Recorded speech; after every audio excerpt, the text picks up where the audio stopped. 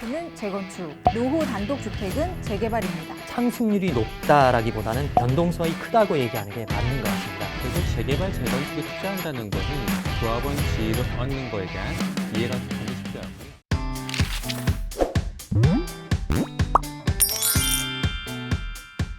미래에셋대의 부동산 컨설턴트가 부동산에 대한 알찬 정보를 알려드리는 알부자, 알고 하자 부동산 자산관리에 오신 걸 환영합니다. 안녕하세요. 미래에셋대의 VIP 컨설팅팀의 허혁재 수석 매니저입니다. 안녕하세요. 김재현 수석 매니저입니다. 안녕하세요. 정숙희 선임 매니저입니다. 정소희님, 오늘의 주제는 어떤 건가요? 오늘의 주제는 세상은 넓고 내 집은 없다. 내 집 마련 청약 전략입니다. 청약 전략이라니 많은 분들이 관심이 있을 것 같습니다. 구체적으로 내 집 마련을 위해서 청약을 준비 중이시던 분들에게 조금이라도 도움이 되었으면 좋겠습니다. 현재 주택시장에서 가장 확실하게 시세 차익을 기대할 수 있는 것이 청약시장인 만큼 집중해서 들어주시기 바랍니다. 첫 번째 알포인트 뭔가요?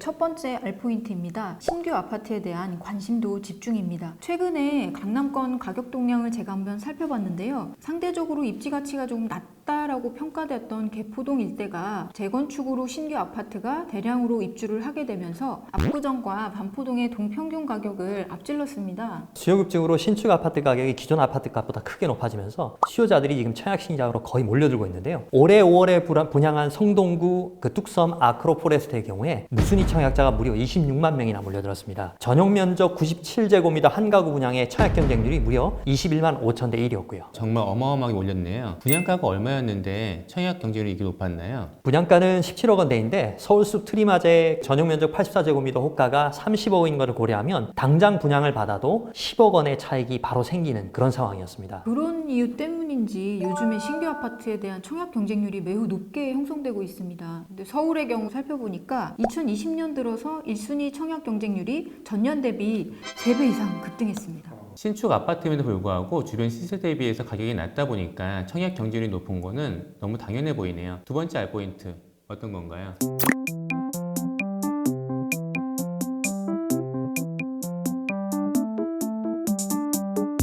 두 번째 알포인트입니다. 신규 분양을 위한 청약 통장 꼭 알아야 할 점입니다. 신규 분양을 받으려면 청약 통장은 뭐 필수라고 할 수 있겠죠. 네, 청약은 민간 아파트와 공공 분양 아파트에 따라 청약 통장 조건이 좀 달라지는데요. 민간 아파트는 청약 자격 1순위를 확보하는 게 가장 중요합니다. 1순위 자격이 되려면 청약 아파트의 입주자 모집 공고일까지 청약 통장 가입 기간이 최소 6개월에서 2년 이상 돼야 되고요. 통장 유치 금액도 아파트 청약 면적에 따라 맞춰주셔야 됩니다. 청약 면적은 전용 면적이 기준이 되고요. 하지만 가입자의 거주 지역에 따라 1순위 조건인 청약 통장 가입 기간과 분양 면적별 최저 유치 금액이 다르다는 점을 꼭 주의해서 살펴보셔야 됩니다. 또 알아둬야 할 점도 있는데요. 투기과열지구 또는 청약과열지역의 경우에는 무주택 세대주에게 우선권이 부여됩니다. 또 2018년 12월 11일 법 개정이 이루어졌는데요. 만약에 청약 당첨으로 분양권을 보유하게 된 경우이거나 재개발, 재건축의 조합원 입주권을 가지게 된 경우에는 주택을 가진 것으로 간주되기 때문에 주의하셔야 합니다. 청약 가입 기간부터 청약 예치 금액까지 챙겨야 될 부분이 참 많아 보입니다. 최근에는 주택 공급에 관한 규칙이 변경되면서 서울과 수도권의 투기 가해 지역의 경우에는 주거 요건도 1년에서 2년으로 증가됐는데요. 최근에 재당첨 기간도 강화되지 않았나요? 네, 재당첨 제한 기간은 분양가 상한제 주택 당첨자와 투기과열지구의 주택 당첨자는 당첨일로부터 10년입니다. 청약과열지역 당첨자는 7년간 신규 청약 제한을 받고 있습니다. 청약 관련돼서 점점 정책이 강화되고 있는데요. 그럼 당첨자 어떻게 결정하나요? 당첨자를 선정하는 방식은 두 가지입니다. 하나는 가점제, 하나는 추첨제인데 추첨제의 경우에는 청약자 중에서 무작위로 뽑는 방식이고요. 가점제의 경우에는 청약 가입자의 조건에 따라 가점 순서로 당첨자를 뽑습니다. 현재 투기과열지구에서는 전용 85제곱미터 이하의 경우에는 100% 가점제로 당첨자를 선정하고 있습니다. 가점제 구성 항목에 대해서 좀 자세하게 설명 좀 부탁드릴게요. 가점제 문제는 그 무주택 기간과 청약통장 가입 기간 그리고 입주자 모집 공고일 현재 부양가족 수에 따라 가점을 부여하는 제도입니다. 부양가족 수는 한 명당 5점이고요. 그리고 최대 35점이고 무주택 기간은 1년당 2점씩 최대 32점입니다. 그리고 청약통장 가입 기간은 1년당 1점씩 최대 17점으로 구성되어 있습니다. 항목을 다 합치면 만점이 84점이네요. 인기 지역 같은 경우에는 70점이 넘어야지 합격선인데요. 결국은 부양가족이 많고 무주택 기간이 길수록 훨씬 유리해질 수밖에 없어 보입니다. 네, 맞습니다. 1인당 5점인 그 부양가족 수는 구체적 기준이 굉장히 중요한데요. 우선 배우자는 세대 분류와 상관없이 부양가족이 됩니다. 그리고 또 주민등록에 등재된 세대원 중에는 3년 이상 등재된 직계 존속과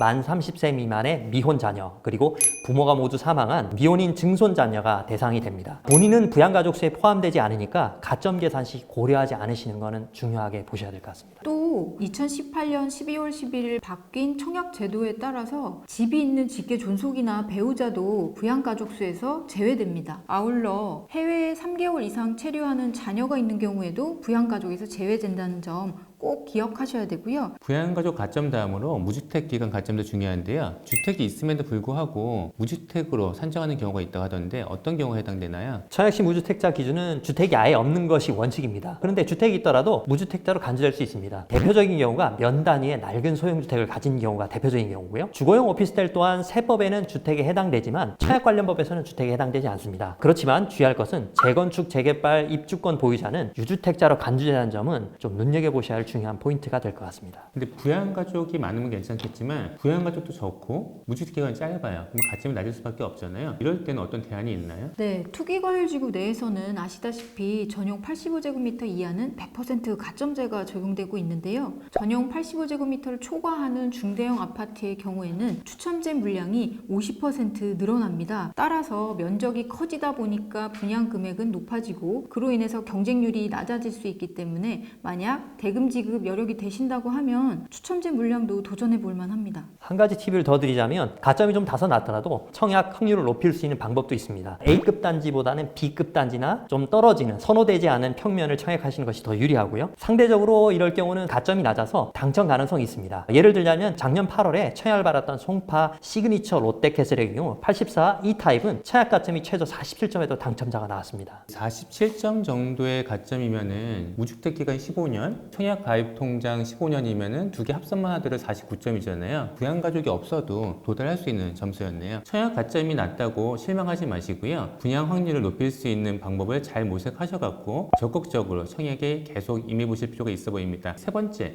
알고 가야 될 포인트 어떤 건가요?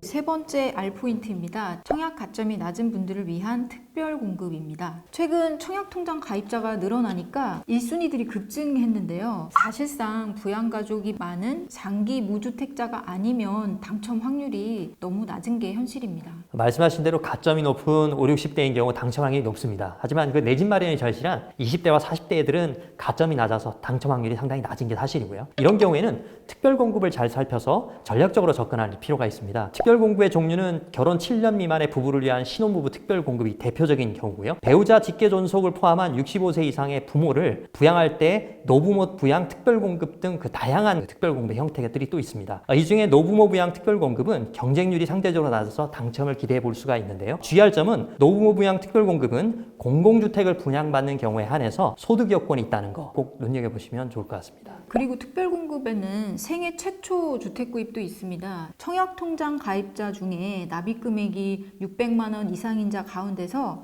24회 이상 납입한 분 중에 추첨제로 선정합니다. 또 입주자 모집 공고일 기준으로 봤을 때 결혼 중이거나 또는 자녀가 있어야 하거나 또는 5년 이상 소득세를 납부해야 하는 등 기타 조건들이 좀 많은 편이기 때문에 모집 공고문을 잘 살펴서 세부 조건을 확인하셔야 합니다. 군인이나 국가유공자 그리고 장애인이나 중소기업 근로자 등을 대상으로 한 기간 추천 특별 공급이 있어서 조건에 맞으면 적극 활용할 필요가 있습니다. 특별 공급이라는 건 결국에는 평생에 단 한 번 1세대당 1주택에 한해서 당첨될 수 있기 때문에 한 번 당첨된 이후에는 사실상 다시 특별 공급을 받을 수는 없습니다. 투기과열지구 내에서는요, 9억 이상의 고가주택의 경우에는 특별공급이 따로 없습니다. 그러다 보니 강남권과 같이 고가주택이 많은 지역의 신규 분양 아파트 단지의 경우에는 특별공급을 찾아보기도 어렵습니다. 특별 공급은 특별하게 공급이 되는 만큼 자격 조건이 매우 까다로운 것 같습니다. 그럼에도 불구하고 청약 경쟁률이 상대적으로 낮기 때문에 내가 특별 공급의 대상자 자격이 있는지는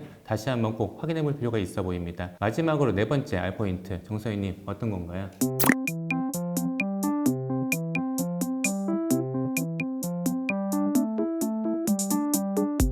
네 번째 알포인트는 청약 당첨 후의 후속 절차입니다. 앞서 청약 전략에 대해서 얘기해 봤는데요. 청약 당첨되는 걸로 끝나는 게 아니고 후속 절차도 매우 중요하죠. 어떤 부분을 특히 유념해야 될까요? 자금 조달과 관련된 부분입니다. 자금 조달 계획 중에는 가장 중요한 점이 아파트 계약금을 준비하는 부분인데요. 아파트 계약금 이외에 유상 옵션 대금도 함께 준비해야 됩니다. 많은 분들이 아파트 계약금만 생각하고 그냥 분양 계약을 체결하고 가시는 경우도 있는데, 분양계약 시 발코니 확장 또는 에어컨, 가전, 가구 등 유상 옵션 품목에 대한 계약금도 함께 준비하셔야 합니다. 통상 10%의 비율을 준비하시면 됩니다. 아울러 중도금이나 잔금 등 향후 추가 자금 계획도 꼼꼼히 세울 것을 권해드립니다. 청약이 당첨됐는데 이후에 자금 조달이 안 되면 좀 곤란하잖아요. 그렇죠. 어떻게 받은 청약인데요. 그러면은 분양대금 납부는 일반적으로 어떤 식으로 진행되나요? 분양대금 납부는 보통 계약금 10%에 중도금 60%, 잔금 30%로 구성됩니다. 만약 분양가가 9억 원 이하라면 중도금 대출도 가능합니다. 중도금 대출이 될 경우에는 사전에 대출 자격과 대출 금액 그리고 금리 등 대출 조건을 확인하는 것이 중요하고요. 하지만 9억 원이 넘어가면 대출이 불가능합니다. 그러면 4, 5개월 단위로 10%씩 중도금을 총 6번 내셔야 하고요. 이 경우에 최소 한 번에 9천만 원 이상씩 준비해야 돼서 자금 조달 계획을 미리 잘 세우는 것이 굉장히 중요합니다. 중도금 준비까지 잘 됐다면은 이제 잔금만 남았네요. 잔금 지급 시기에 또 유념해야 될 점이 많아 보이는데 어떤 게 있을까요? 잔금은 이제 분양대금 중에 30% 정도 수준인데요. 잔금 시점에는 아파트가 준공이되기 때문에 중도금은 주택담보대출로 전환도 가능합니다. 다만 규제 지역이 아닌 지역에서 규제 지역으로 편입될 경우에는 강화된 대출 규제를 적용받을 수 있어서 조금 주의하셔야 되는데요. 예를 들어 9억 이하의 아파트의 경우에 비규제 지역에서는 LTV 60%를 적용받았던 반면 규제 지역으로 편입되면 LTV가 40%로 줄어들기 때문에 추가 자금 조달도 필요할 수 있습니다. 계약 시 필요 서류도 잘 챙기시는 게 중요한데요. 특별공급 당첨자는 제출 서류들이 많아서 누락되지 않도록 준비합니다. 중요한 것은 입주자 모집 공고일 이후 발급받아서 준비하는 것이 좋을 것 같고요. 이 외에도 청약 부적격자로 통보받았을 경우에는 부적격 사유에 대한 소명이 가능한지 그리고 그 소명 기간은 얼마인지 확인해서 당첨 기대를 최대한 살릴 방안도 중요한 방안이 될 것 같습니다. 그리고 청약 통장이 왜 당첨되고 나면 기존 통장은 좀 무효화되잖아요. 그런데 청약 통장은 새로 신규로 가입하실 것을 좀 권장드립니다. 재당첨 제한 때문에 사실상 청약 자격은 없지만 청약 통장 가입 기간에 대한 가점은 챙길 수 있기 때문입니다.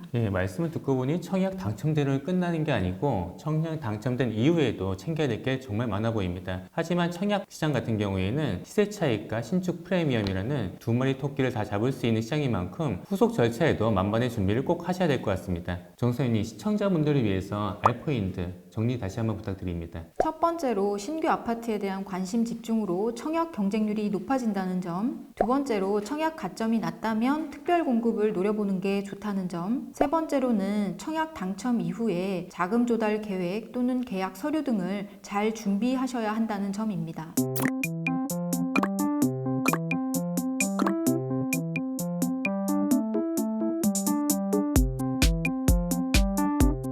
요즘 부적격 당첨자가 많이 나오고 있어서 실제 커트라인 자체가 많이 낮아지고 있습니다. 조금 인기가 덜한 그런 단지들 중심으로 청약을 해본다면 충분히 예비 당첨자로도 당첨될 가능성은 있을 것 같습니다. 무엇보다 청약 당첨 후에 규제 지역으로 편입됨으로 인해서 오는 문제점들이 조금 부각되는 상황이어서 자금 조달 계획에 대한 부분을 좀 더 신경 쓰셨으면 좋겠습니다. 지금까지 청약 시장에 대해 살펴봤습니다. 현재 주택 시장에서 가장 확실한 투자 수익이 기대되는 청약 시장에 대한 세부적인 정보를 알 수 있는 좋은 기회가 되셨다면 좋겠습니다.